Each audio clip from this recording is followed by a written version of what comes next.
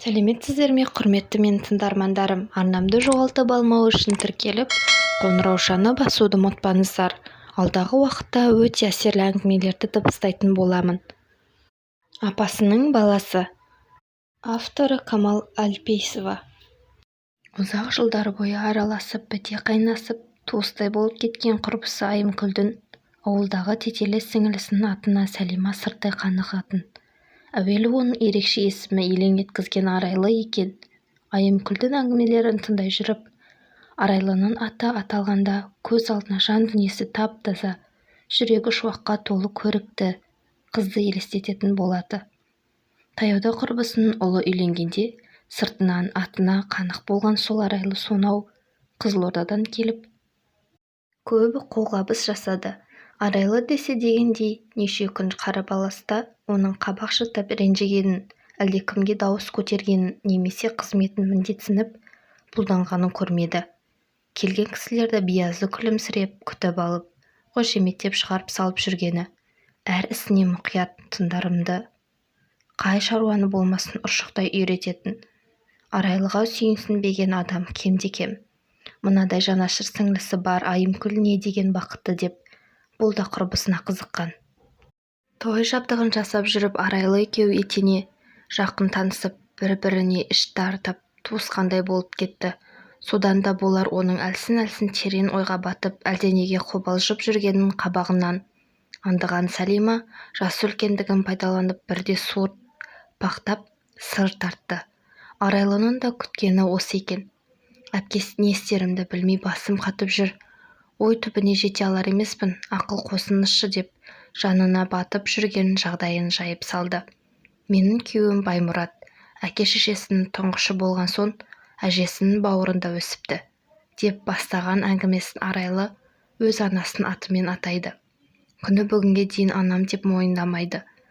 Алғашында келін боп түскен кезімде үйдегі бір шаруаға байланысты ой айтқан анасын сене кім ақыл сұрапты деп біздің көзімізше тойтарып тастағанда күйеуім үшін қатты ұялдым. Әрі инемді аяп кеттім.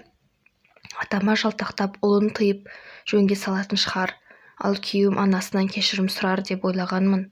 Қайдан, тіпті үйдегілердің ешқайсысы ол жайға мән бермеген сияқты. Келе-келе байы барып баласының туған анасына осылай өктем сөйлеуі бұл үйде қалыпты жағдай екендігіне көзім жетті. Әжеміз қайтыс болған соң Баймұрат айдалада қалғандай күн кешті. Не бірге туған бауырларына қосыла алмады, не әкесінің інісі бола алмады. Жылады, сықтады, айлап арақ ішті. Мінезін білгендіктен туыстарының ешқайсысы қой демеді. Ал менің сөзімді құлағына ілмеді де. Әжеміздің көзі кеткендегі туысқандарының бәкеңе деген қарым-қатынасында көріне бастады. Не іштегі, не тыстағы шаруаға пайдасы жоқ адамды асырағылары келмейтін бауырлары әлденеше рет байқатты, бірақ оны түсінетін Баймұрат па? Баяғыдай емес, қазір заман қиындап кетті ғой. Бұрынғыдан бейқам жүрген ешкім жоқ. Қарап отырған адамның күні қараң екеніне ауыл адамдарында көзі жетті. Қазір әркім өзінше күн көруге талпынып, түрліше тірлік істеп жатыр. Өзгермеген біздің бәкең ғана. Сол баяғыша әке-шешесі мойындамайды. Адам бол, жұмыс істе деген ағайынды тыңдамайды. 3 баланы өсіп келе жатқаны қаперіне де кірмейтін сияқты. Арағыңды қой, жұмыс істе деп қаншама жалындым. Жоқ, жұмысты қайдан табамын деп өзіме дүрсе қоя береді. Қара су қатқан нанмен отырған күндеріміз де болды. Сенесіз бе? Содан өзім жұмыс істей бастадым. Әрине қазіргі дағдарыс кезеңінде жұмыс табу да оңай емес. Бірақ ізденсең, шын ниетің болса табуға да болады екен. Әуелі ауылы сыпырдым. Күйеуім онымды қолдаған жоқ. Керісінше жұрттың қиын сыпырып, нан таппай-ақ қойдың деп мені кекеп мұқап отыратын.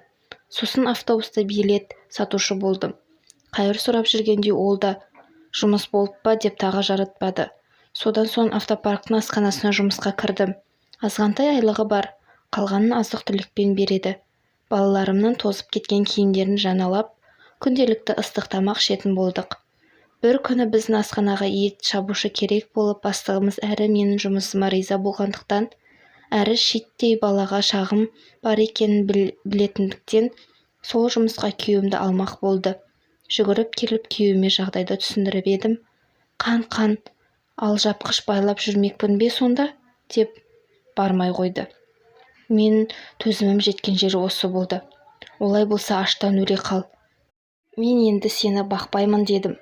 Арам тамақсың, бір шеге қағу білмейсің. Не туыстарыңа қадірің жоқ, не балаларыңа өнеген жоқ дедім. Сендей байым болғаннан болмаған артық ажырасамын дедім. Қазір есіме алсам өзім де сенбеймін. Тағы талай нәрсе айтылды. Отасқалы бері ашу шақырып дауыс көтеріп көрмеп едім. Сол күні өзімді ұстай алмадым. Жылдар бойы жинақталып кеудемде қордаланып қалған сөздің бәрі кенерінен асқан су қосап сыртқа шықты. Байқаймын бағанағыдай емес, күйеуімнің арына басылайын деді. Шынымды айтайын, еңсесі түсіп жер жұқалап отырып қалғанын көргенде аяп кеттім өзін. Бекер айқайладым ба, жанына ауыр тиіп кетті ме деп өкініп қалдым. Екінші жағынан қатты сөз намысына тиіп түзелетін шығар деп үміттендім де, біз әйел сорлы кешірімшіл халықпыз ғой. Сол жолға айқай-шудан бір қорытынды шығарып жөнге келсе, бала шағасын жайын ойлап, қолынан келер шаруасын айналыса бастаса, маған сол жеткілікті еді. Осы уақытқа дейінгі арам тамақтығы да, маскүнем болғаны да, бәрін кешірер едім. Бірақ сүйекке сіңген әдеттен арылу мүмкін емес екен. Ол жөнделген жоқ, жөнделу ойында да жоқ. Әлі сол масыл қалпы. Менің ең қорқатыным балаларым осыған тартып, көргенін істеп, жатып ішер жалқау болып кетуі мүмкін ғой. Оның үстінде біздің де тұңғышымызды атам мен инем бауырына басқан. Оған да мені атыммен атауды үйретті. Кішкентай кезінде арайлы дегенге тілі келмей ай-ай дейтін. Сол кезде тілін қызықтап күлетін біз қазір ай-ай дегенін естігенде әй-әй деп тұрғандай басыма келген неше түрлі ойдан қолайсыз күй кешіп, денем тітіркен еді. Ол да ерекше жолжын. Атасы мен әжесі бар зейнетақысын жұмсап, коньки әпере десе коньки, велосипед әпер десе велосипед сатып әперіп отыр. Былтыр бойымдағы бар батылдығымды жинап, ата-енеме баланы өзіміз алсақ деген ойымды білдіріп едім. Басым пәлеге қалды. Үлкендердің ұрысқаны бір бөлек.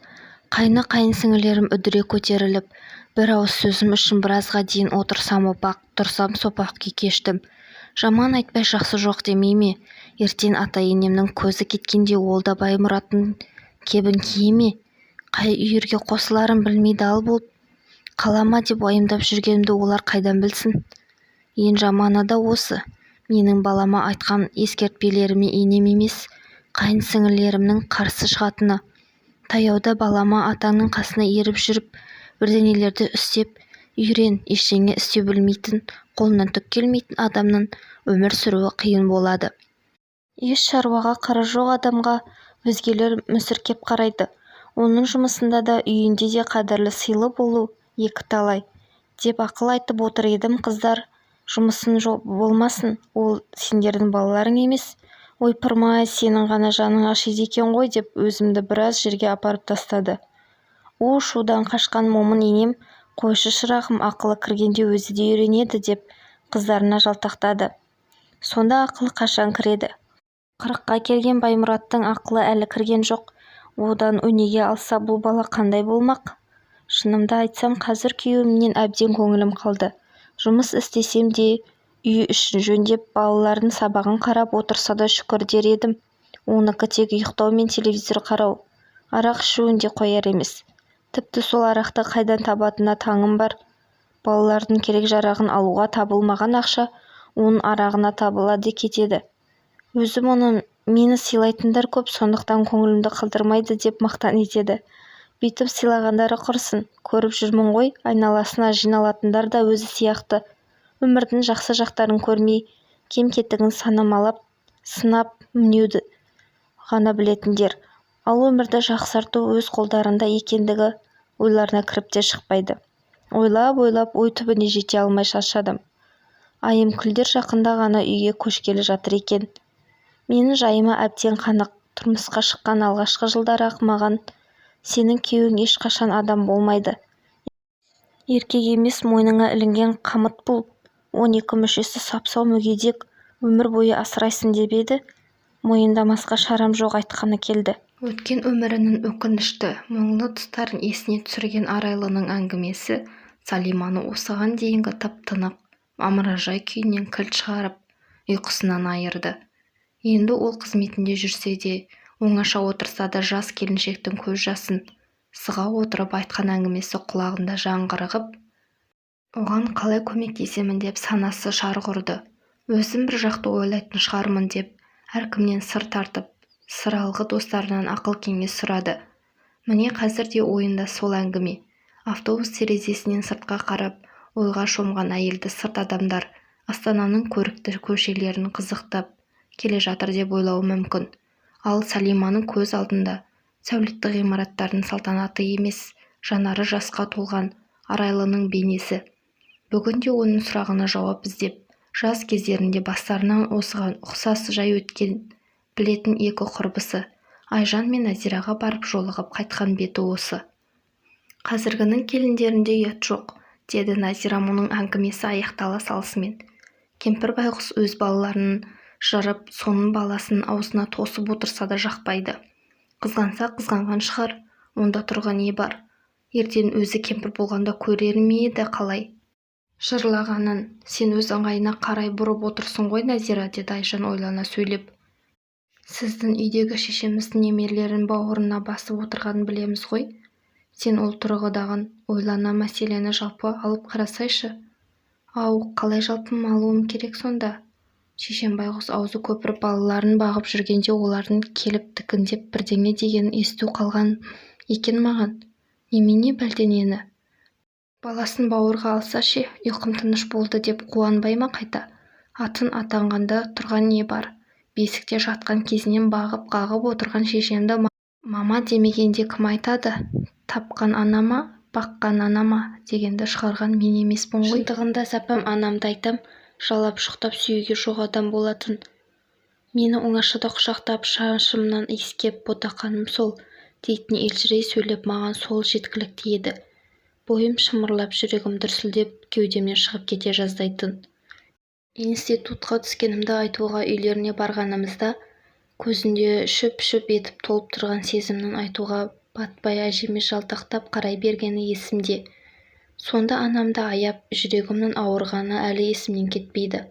Бір сәт мойнына барып асыла кеткім келген, бірақ әжемнің көңіліне қарадым. Қазір соған өкінемін.